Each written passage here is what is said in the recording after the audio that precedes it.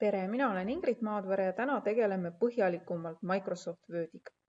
Mul on ette valmistatud siin üks tekst, mis pärineb Helda Wendeströmi koostatud raamatust Rektorid ja direktorid läbi aegade ja see on selline väga huvitav määrustik aastast 1636, mis puudutab siis selliseid koolireegleid või kooliseadusi. Ja see tekst on mul valitud välja siis selleks, et teil oleks natukene huvitavam seda tööd teha, sest te saate lugeda, et kuidas siis sellel ajal pidi koolis käituma. Alustame siis sellest, et mul on antud siin erinevad siis sellised punktid sellest kooliseadusest ja mina siis näitan teile, kuidas muuta ühte punkti ja siis teist punkti muudate teie juba ise. Nii, no alustame kõige lihtsamast. Kuidas, kui ma nüüd tahan seda number 1 muuta tema fonti näiteks, kuidas ma saan ta siis ära valida? Et valimiseks ma võin lohistada hiirega üle siis selle kas lõigu või lause või sõna. Siis ma võin teha nii, et ma panen hiire siia kõige ette, vajutan Shift-klahvi alla ja siis vajutan hiirega sinna lõppu, kus ma tahan ja mul valitakse ära. Ja fonti vahetamine, mul tekib kohe siia ette selline aken, kus ma saan fonti vahetada või siis ma võin siit ka ülevalt valida endale sobiva fondi ja kui näiteks paljud ütlevad, oi, ma ei leia Times New Romanit, tegelikult annab siia hakata kohe, kui ma tean fonti, ma võin seda hakata trükkima siia. Siis siin fondi kõrval on kohe võimalus siis muuta fonti suuremaks või siis väiksemaks ja tegelikult saab siia arve ka ise kirjutada, et ma võiksin, kuigi siin näiteks nüüd 6 või 7 ei ole, kui ma kirjutan 7 ja vajutan enter, siis see font muutub selliseks, nii et siit on otse võimalik seda teha. Ja hästi olulised asjad on ka joondused, et praegusel hetkel on mul see punkt vasakjoonduses. Ma võin ta panna keskjoondusesse, see tähendab, et siis kõik on näiteks pealkirjad pannakse keskjoondusesse. Ta võib olla paremjoonduses, mõnikord referaadil on seda vaja, või siis pikema teksti puhul on rööpjoondus hästi oluline. No nii, aga punkt number 2. Palun tehke nüüd punkt number 2-ga nii, et selle font oleks Bodoni MT, suurus 14 ja ta oleks rööpjoondusega.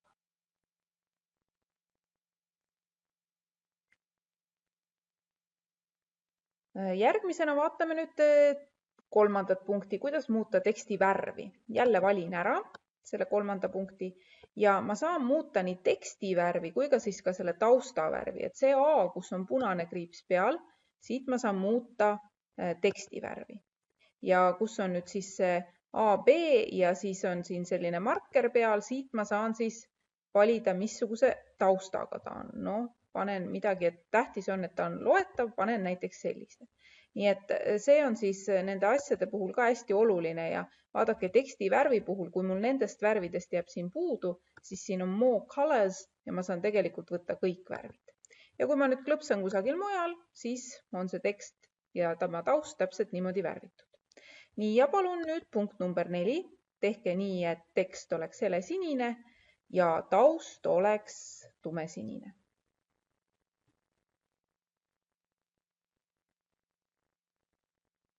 5. punktil näitame teile veel juurde, paneme siia juurde veel kirjas stiilid, et me rääkisime juba fondist, fondi suurusest, taustast ja nii edasi, siis väga olulised asjad on ka kirjas stiilid, mida väga palju kasutatakse. Bold ehk pakskiri, see teeb siis teksti selliseks paksemaks. Kaldkiri, seda kasutatakse tihti, kui on võõrkeelseid väljendeid ja allajoonitud kiri enamasti tähistab linki, nii et allajoonitud kirjaga olge ettevaatlikud. Nii, aga nüüd punkt number 6. Palun pange font Impact, suurus 11, kaldkiri ja tehke nii, et tekst oleks must ja taust oleks hall.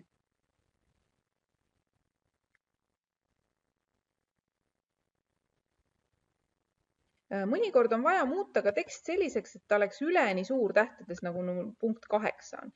Kuidas seda siis teha? Ma valin välja punkt 7. Nii, ja nüüd, kui ma klõpsan siin fondi juures nüüd sellise koha peal, kus siin on siin väike selline lisakoht, et ma saan lisavõimalused lahti teha, siis kui ma valin siit selle all caps suurtähed, läbiv suurtäht, siis siin all ma näen ka kohe, mis juhtus, siis muudetakse see mul tekst üleni suurtähtedega. Nii hopsti, tegin ära. Palun tehke nüüd nii, et punkt 8 oleks ka läbiva suurtähega.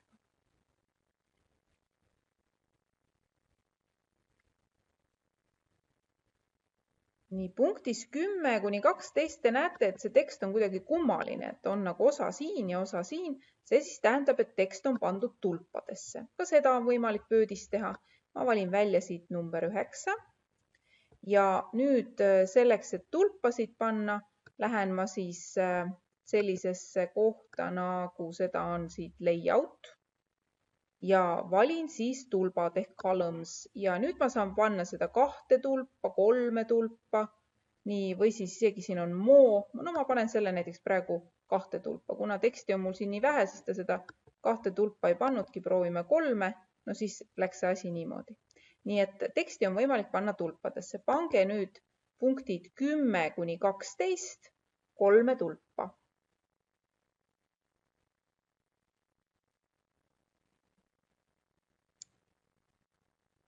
Hästi oluline on reavahe, et sellest on hästi palju räägitud. Võtame nüüd selle punkt 13 ja vaatame, kuidas muuta reavahet.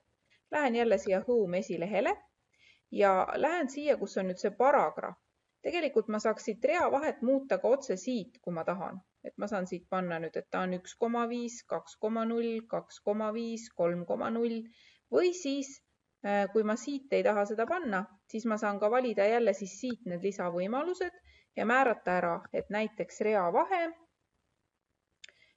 on 1,5 või siis näiteks miks mitte siin ka kui ma tahan, ma võin ka panna 0,5. Vaatame, mis siis saab. Näete, siis ei ole ta eriti loetav. Ja samuti hästi oluline on lõiguvahe. Et siin on mul praegu antud nüüd enne ja pärast, before ja after. Ja siit ma saan määrata, et näiteks enne lõiku on 6 punkti ja pärast lõiku on 6 punkti. Nii et seda saab siis määrata siin. Palun tehke nüüd niimoodi, et punktil 14 oleks reavahe 3,5 ja see oleks siis rööpjoondatud.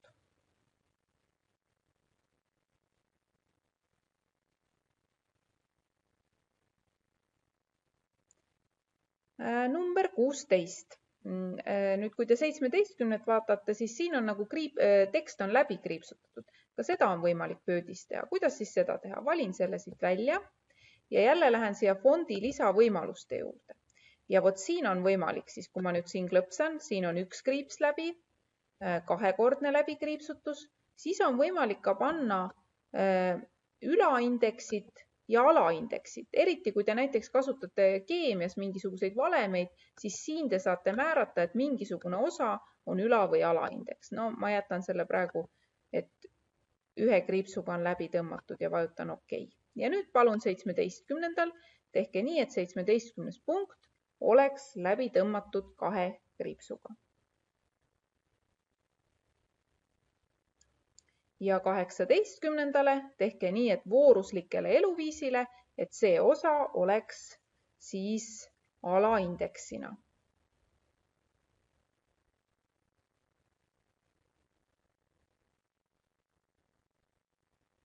Nii, vaatame natukene ka taandeid, et see tekst ei pea mul tingimata algama siis just siit, kus ta algab, vaid ma saan seda nihutada.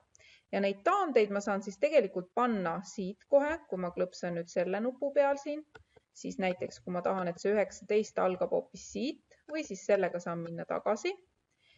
Või siis on võimalik panna ka taandeid, kui ma klõpsan siia, siis vot siin on see indination või taanded vasakult, määrame näiteks, et vasakult on 0,5 ja paremalt on 0,5.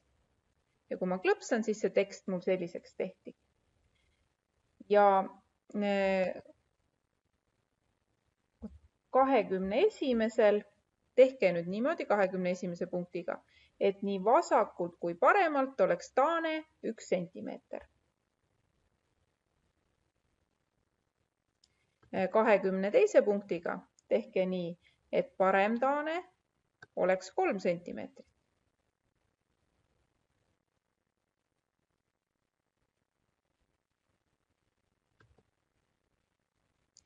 Nüüd tegelikult neid taandeid on võimalik ka muuta joonlauaga. Nii et kui ma nüüd valin ära näiteks 23 ja 24, siis kui ma otsin endale üles joonlaua, nii, view alt, vaate alt, valin joonlaud ruuler siis tekkis mul siia üles selline joonlaud, kus mul on sentimeetrid näha. Ja näiteks nüüd, kui ma seda 23. siit joonlauast sellest alumisest nihutan, siis ta tegelikult nihutab kogu seda teksti, nii et ma saan siit ülevalt väga mugavalt seda teha. See ülemine osa nüüd mõjutab seda, et kui mul oleks, ma näitan 24-ga, et kui mul oleks näiteks nüüd esimene lõik, et ma tahan näiteks teha sellist nagu taandrida, siis ma saan selle ülemisega seda siis teha, et sellisel viisil mõjutada. Nii et tegelikult saab neid taandeid paika panna ka siit seda joonlauda lihtsalt kasutades. Nii, ja proovige nüüd niimoodi, et 25. punktil oleks teil siis esimese rea taane 2 sentimeetrit, see tähendab 25 oleks siin ja siis ülejäänud tekst tuleks siin. Ja 26. punktil, et oleks kogu selle punkti taane 4 sentimeetrit.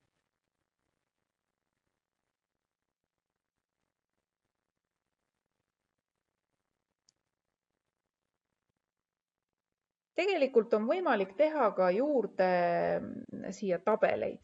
Ma valin nüüd välja punkti 27 kuni 31. Lähen jälle esilehele ja vot siis siin on mul võimalik panna nüüd niimoodi, et näiteks, et nendel oleks ümber tabel jooned. Ja see on ka võimalik seest ära värvida, kui ma tahan. Nii et kui ma nüüd tahan, et ta oleks seest näiteks siis oranž, siis ma saan ta teha oranžiks. Ja sellisel juhul mul kõik need punktid on siis sellisel viisil pandud.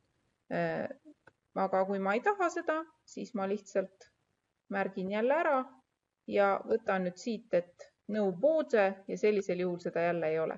Aga tekst jäi mul, taust jäi mul praegu ikkagi samamoodi siis oranžiks.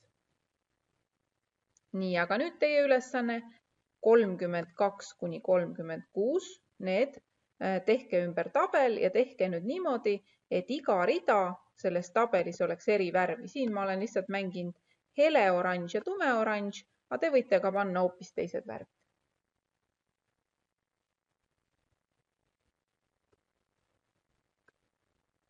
Nii, aga võtame nüüd kõik selle asja kokku.